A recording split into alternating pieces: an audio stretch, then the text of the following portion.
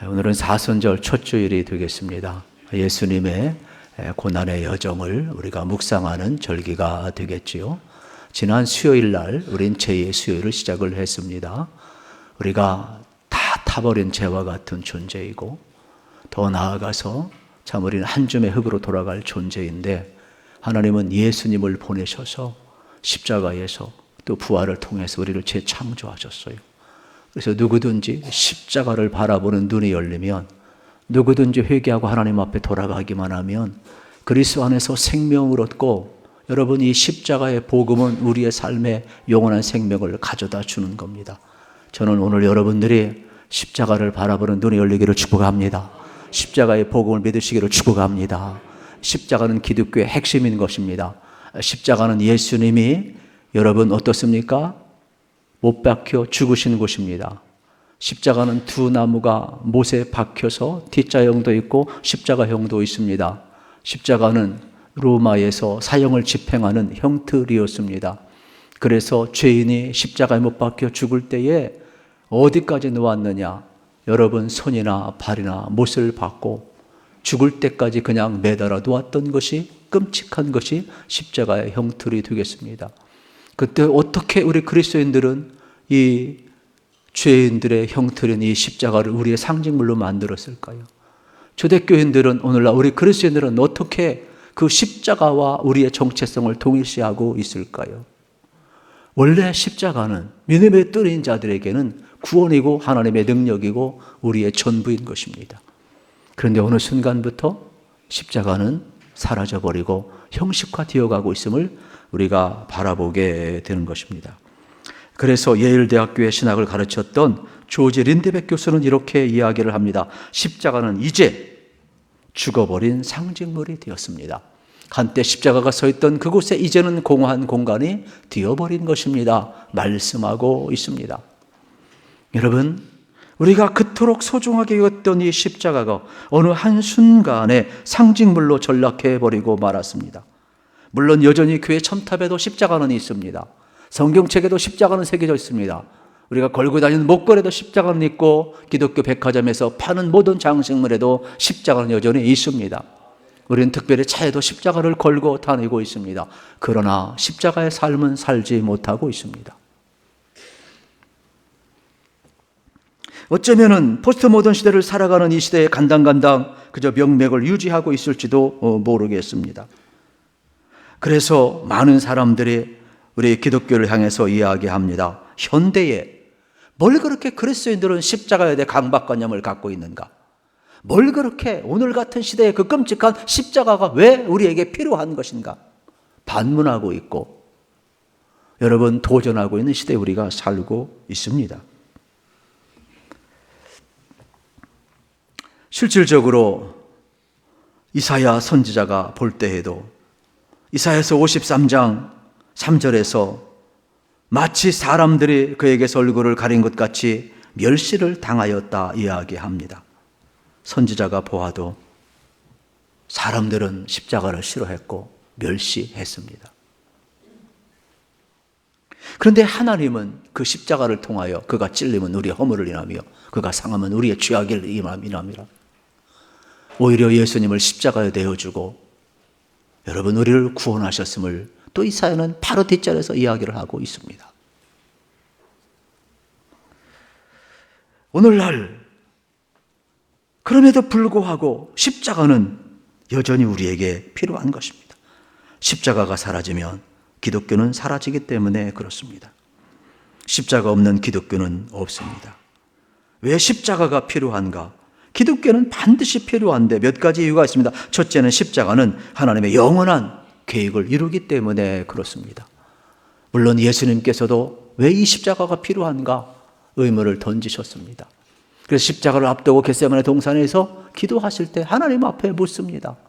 예수님은 참 하나님이요 참 인간이시기 때문에 여러분 인간이 당하는 고통은 감당할 수 없는 겁니다. 저도 설교하고 있지만 이 십자가의 고통은 잘 모릅니다. 하나님이 은혜를 주셔서 믿음의 눈이 뜨이게 해야만이, 성령의 인치심이 있어야만이 저도 이 사건을 제가 인지할 수가 있는 것 아니겠습니까? 예수님이 당한 고통을 어떻게 우리가 쉽게 이해한다고 여러분 말할 수 있겠습니까? 제자의 배반은 다가오고 점점 체포되어서 끌려가 사형 판결을 받을 시간은 다가오고 있습니다. 예수님은 이것을 아셨어요. 그래서 하나님 앞에 묻습니다. 하나님, 꼭 십자가에서 죽어야만이 하나님의 백성이 구원을 받는 것입니까? 전능하신 분인데. 그래서 겟세마네 동산에서 기도하시면서 마태복음 26장 38절 39절에서 이렇게 이야기합니다. 내 마음이 매우 고민하여 죽게 되었으니, 그러면서 그 고통을 조금 더 나아가서 얼굴을 땅에 대시고 엎드려 기도하여 이르시되 내 아버지여 만일 할 만하시거든 이 잔을 내게서 지나가게 하옵소서. 참 인성을 지셨던 예수님도 십자가 앞에서 다른 방법은 없습니까? 하나님은 어떻습니까? 다른 방법은 없다 하셨습니다. 아버지 이 잔을 지나가시게 하면 안 되겠습니까? 안 된다 하셨습니다. 십자가는 하나님의 구원의 계획에 필요한 것입니다. 영원한 하나님의 구원의 계획인 것입니다.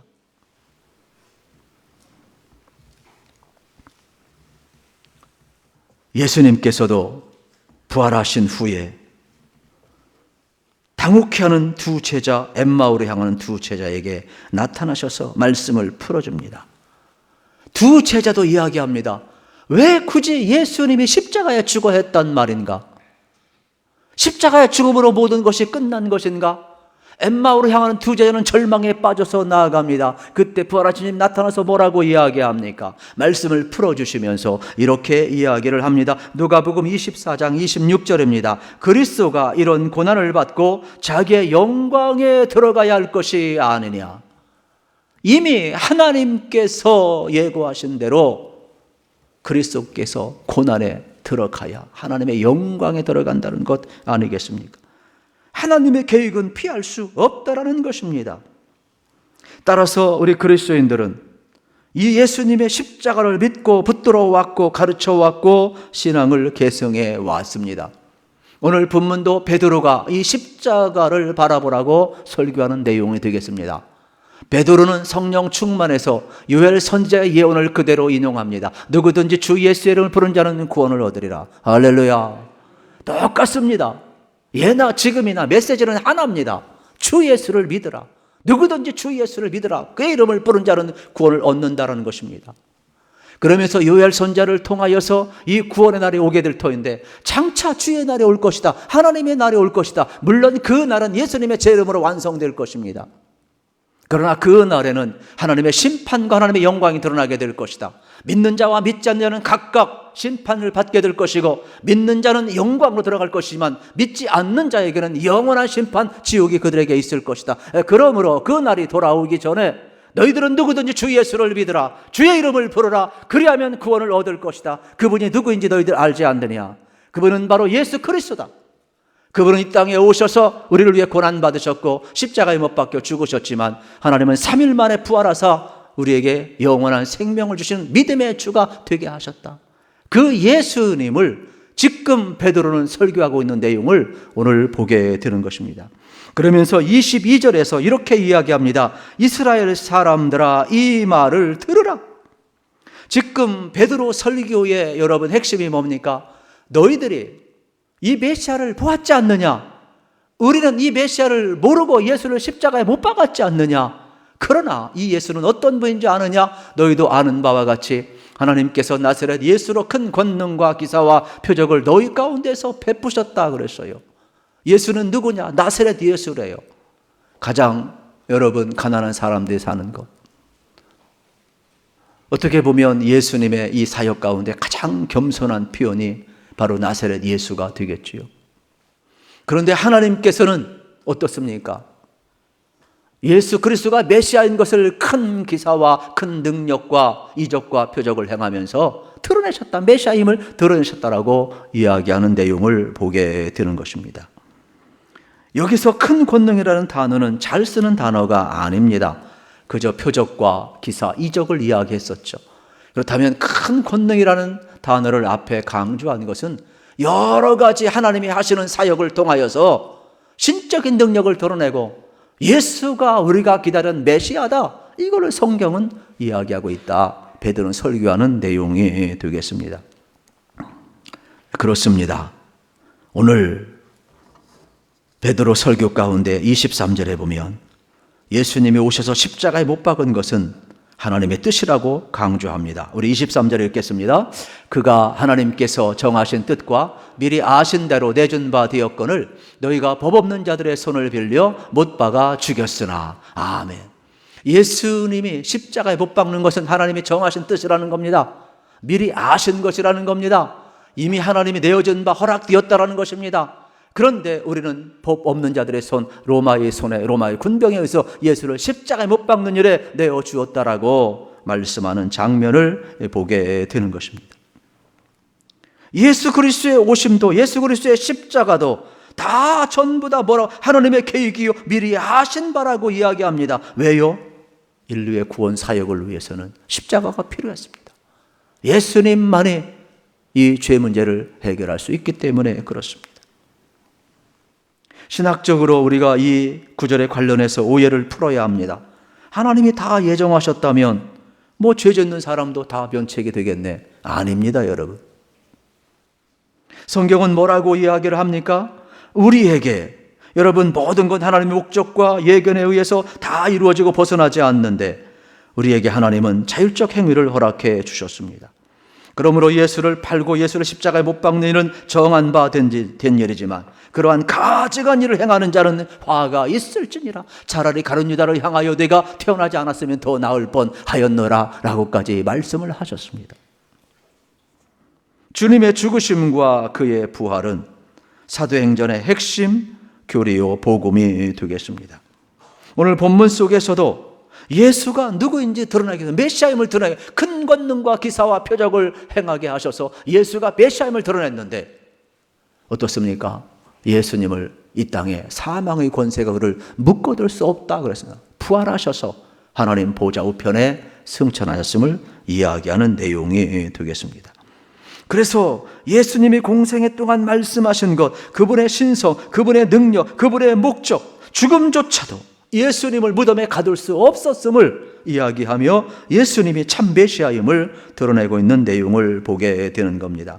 그러니까 예수님의 오심도 하나님의 계획이요, 예수님의 고난도 하나님의 섭리 가운데 이루어진 것이요, 예수님의 십자가도 영원한 하나님의 구원의 계획 속에서 이루어지고 이것도 사단에 의한 것이 아니라 우리를 사랑하사 내어준 바 된 하나님의 섭리 가운데서 이루어지고 있음을 보게 되는 것을 우리는 알아야 되는 것입니다. 십자가는 인류 구원을 위한 하나님의 계획의 필요함을 이야기하고 있습니다. 우리는 지금도 하나님은 일하고 계심을 믿으시기를 축복합니다. 만약에 내가 고난을 당하고 이해할 수 없는 비극을 만나고 힘들고 어려울 때 왜 내게 고난이 와야 하느냐고, 하나님은 안 계신가 봐. 만약에 하나님을 의심하는 사람이 있다면 여러분 오늘 본문을 보십시오. 왜 십자가가 필요했습니까? 여러분 인류 구원을 위하여 하나님의 모든 구원의 계획 속에 경영되고 있음을 보아야 됩니다. 그러므로 저와 여러분의 삶도 하나님의 구원의 계획에 의해서 우리 인생의 경영됨을 믿으시기를 축복합니다. 하나님은 여러분의 고난을 모르는 것이 아닙니다. 하나님은 여러분의 고난을 아십니다. 하나님은 여러분의 필요를 아십니다. 하나님은 여러분의 슬픔을 아십니다. 하나님은 여러분의 문제를 다 알고 계십니다. 그러므로 하나님을 신뢰하시기를 우리 주님의 이름으로 축복합니다. 우리는 하나님을 신뢰해야 합니다. 그분은 오늘도 일하고 계신 것입니다. 그래서 하나님은 십자가를 통하여 구원의 역사를 이루어가고 있음을 보게 되는 것입니다. 인간적으로 생각해 보면 가장 완전하신 분이 사악한 인간에 의해 십자가의 죽음을 당한 것은 이 지상에서 벌어지는 가장 끔찍한 일인 것입니다. 그러나 그 끔찍한 일 속에서도 하나님은 악 속에서도 선을 이루어 가셨고 여러분 십자가 속에서도 구원을 이루어 가셨습니다. 하나님은 죄악에서 최악에서 치선을 이끌어내셨고 우리의 삶에서 악하게 보는 것에서 선을 이끌어내셨다면 오늘 우리의 삶 속에서도 하나님의 선한 계획이 있음을 믿으시기를 축복합니다. 왜 십자가가 필요할까요?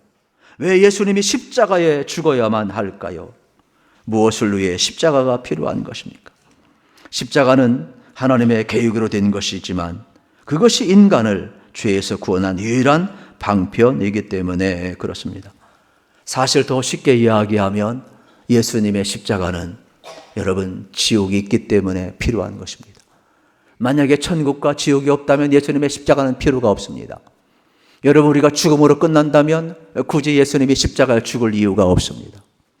지옥이 있기 때문에, 천국이 있기 때문에 예수님의 십자가가 필요합니다. 왜요? 죄의 문제를 해결하지 않고는 하나님의 심판대 앞에서 천국 갈 수 있는 사람 아무도 없습니다. 그렇기 때문에 예수님이 십자가는 우리의 죄 문제를 위해서 반드시 필요한 사건임을 알게 되는 겁니다. 죄가 무엇입니까? 두 가지로 축약을 할 수가 있습니다. 죄는 하나님이 금하신 것을 행하는 것이 죄가 되겠습니다. 죄는 하나님이 명령하신 것을 행하지 않는 것이 죄가 되겠습니다. 우리는 십계명을 통하여서 1계명부터 4계명 하나님 앞에 반드시 행해야 될 것, 또 5계명부터 10계명 사람 앞에 반드시 행해야 될 것을 우리는 알고 있습니다. 할 것을 해야 돼요. 하지 말 것을 안 해야 되는 것이죠. 여러분, 하나님의 말씀을 지키기 어렵다고 합니다. 그렇지 않습니다. 여러분, 우리가 생각해 보세요. 우리는 여기서 자유로울 수 없지만은 날마다 여러분 죄 짓지 말라는 말씀이 어려운 겁니까? 언제까지 마음은 원인데 육신이 약하다고 그러고 살겠습니까? 여러분, 독약을 먹지 말라는 말이 어려운 겁니까? 독약 먹으면 죽는다는 말이 어려운 겁니까? 그게 뭐가 어려운 거예요? 하나님 말씀이 뭐가 어려운 거예요? 십자가에 눈이 안 떠이니까 죄를 밥 먹듯이 알고 사는 것이지. 십자가의 복음을 믿지 아니하니까 툭배를 드는 것 아니겠어요? 그래서 이 죄 문제가 얼마나 여러분 골칫덩어리였던지 사랑의 하나님께서 예수님을 왜 보냈어요? 사랑의 하나님이 우리 죄 용서해 주면 안 되나요? 그러면은 뭐가 문제가 돼요? 공의로운 하나님이, 거룩하신 하나님이 충돌되는 것 아니겠어요? 또 반대로 여러분 공의로운 하나님, 거룩하신 하나님만 있으면 어떻게 되겠어요? 우리 죄 지은 자 즉결 심판받으면 전부 즉각 다 구속이고 전부 다 무저갱에 빠지고 다 지옥 갈 수밖에 없죠. 그러면은 사랑의 하나님의 설 자리가 없는 것이죠. 그래서 십자가는 여러분 이 골치 아픈 죄 문제를 해결하기 위해서 예수님이 이 십자가에서 하나님의 공의와 여러분 하나님의 사랑, 이 거룩하심을 다 만족시킨 것, 이 죄 문제를 완벽히 처리한 것, 단번에 속죄제물이 되사 모든 인류의 죄를 사하는 대속물이 되었다는 사건이에요. 그래서 십자가의 사건은 하나님의 사랑과 거룩하심이 만나는 곳이 되겠습니다. 독일 신학자 에밀 브루너가 이야기를 하고 있어요. 그리스도의 십자가가 하나님이 자신의 거룩하심과 사랑을 동시에 드러난 사건이다. 그러므로 우리를 향한 사랑과 용서, 자비가 드러난 유일한 것으로 우리는 하나님의 거룩하심과 사랑이 동등하게 무한하다는 것을 인식할 수 있다 그랬어요. 저는 이 시간 우리 주님께서 은혜를 주시어서 정말로 십자가가 보여지고 여러분 십자가의 복음의 능력을 여러분이 인식할 수 있기를 축복합니다. 십자가는 우리를 구원하는 능력이죠. 구원의 핵심 요소가 되겠습니다. 천국 가고 싶으면 반드시 십자가를 통과해야 되는 겁니다. 예수님 안에 죄사함이 있고 예수님 안에 영생을 우리에게 선물로 주시기 때문에 그렇습니다. 저도 그렇고 여러분도 그렇고 우리가 오해하지 말아야 될 것이 있습니다. 우리는 예수님이 누구냐 이야기할 때 2000년 전에 오셔서 천국 복음을 증언하시고 주 30년경에 십자가에 못 박혀 죽은 역사적 예수를 기억을 합니다. 예수님이 참 하나님이고 참 인간됨을 우리는 알고 있습니다. 그러면 인류를 위해서 예수님이 십자가에 못 박혀 죽었습니다. 그러면 다입니까? 그럼 우리는 예수를 믿는 것입니까? 그건 온전한 믿음이 아니죠. 그건 복음, 여러분 온전한 복음이 아니죠. 십자가는 무엇입니까? 그 이상이죠. 그것은 뭐예요? 나의 죄를 대신해서 예수님이 죽은 게 십자가죠. 나의 죄와 사망에서 나를 건지신 것이 십자가죠. 그러나 예수님은 참 하나님이시고 참 인간의 모습으로 오셨다. 왜 그러느냐? 죄 없으신 분이 우리를 사랑하시고 우리를 구원할 수 있기 때문이고, 인간의 모습으로 오지 아니하면 우리의 아픔을, 우리를 다 체혈한 받지 아니하면 우리를 구원할 수 없기 때문에. 공감이 되겠어요? 그래서 참 하나님과 참 인간의 몸으로 오셨는데 예수님은 십자가에 못 박혀 죽었다. 왜 죽었어요? 우리의 죄 때문에. 그래서 이 십자가 사건은 뭐냐면은 하나님의 아들 예수님이 내 대신 죽은 사건이 십자가 사건인 거예요. 그리고 두 번째는 예수님의 십자가의 사건은 바로 나의 죄를 용서한 사건이 되겠죠. 그리고 거기서 끝나는 것이 아니라 오늘날 많은 사람들이 십자가를 찾지 않고 십자가의 삶이 실제가 되지 않는 이유는 뭐예요? 세례받은 것은 주님과 연합한 것인데, 하나님의 아들 예수님이 이 땅에 오셔서 여러분 나의 모든 죄를 대신 짊어져 죽을 뿐만 아니라 십자가는 하나님의 사랑과 피 흘림 용서가 있는 것이거든요. 죄 용서받았어요. 거기서 끝나면 안 돼요.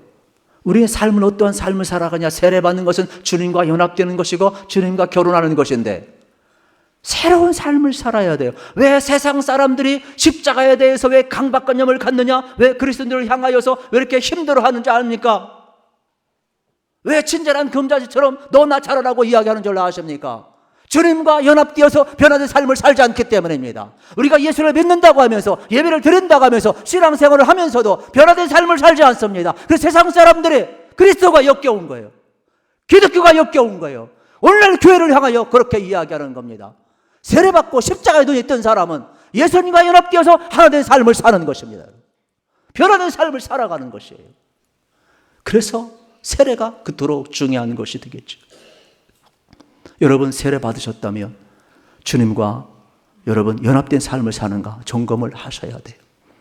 이게 우스갯소리 같지만은 우리 교회가 이 세례 교육을 짧지만은 아주 강렬하게 교육을 시킵니다. 어떤 할머니가 예수님을 늦게 믿었어요. 세례 교육을 잘 받았어요. 그런데 잘 몰라요. 며느리가 분답을 앞두고 걱정이 돼요.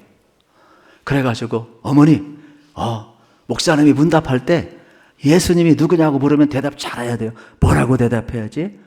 배웠잖아요. 기억이 잘 안 나. 그러면 이렇게 얘기해서요. 나의 구주이십니다. 이렇게 고백하세요. 알았어? 나의 구주라고? 알았어. 어머니 꼭 기억하세요. 그리고 문답 시간에 왔어요. 쭉 이야기하며 물어봐요. 예수님이 누구십니까? 그랬더니 이 할머니 대답이 왔어요. 뭐라고 이야기해요?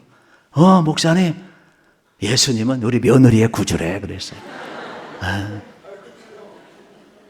여러분, 유명한 전설 아니에요? 우리도 그렇게 믿는 경우 많아요. 예수님이 누구냐? 나의 구주. 예수님의 십자가는 내가 져야 할 십자가예요. 예수님의 죽은 자리는 나의 죄 때문에 내가 죽어야 될 그 자리예요. 그래서 십자가에 눈이 뜨이면 하나님의 아들이, 죄 없으신 하나님의 아들이 나의 죄 때문에 죽은 것이에요. 그 십자가는 피 흘려서 우리의 죄를 용서한 자리예요.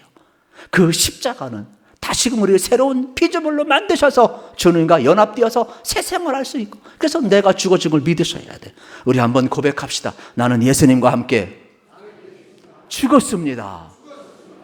그러면 이제는 여러분 예수님과 함께 살았음을 믿으셔야 돼요. 믿으시길 축복합니다. 자꾸 그렇게 고백하세요. 하나님은 지금도 일하셔서 여러분들 새 생활하게 만들 것입니다. 오늘 십자가를 찾지 않는 시대입니다. 그러나 십자가는, 구원은 우리에게 능력이요, 십자가는 우리의 소망이요, 십자가는 우리의 생명이요, 십자가는 우리의 부활이요, 십자가는 우리 인생의 전부요, 우리 인생을 바꿀 줄로 믿습니다.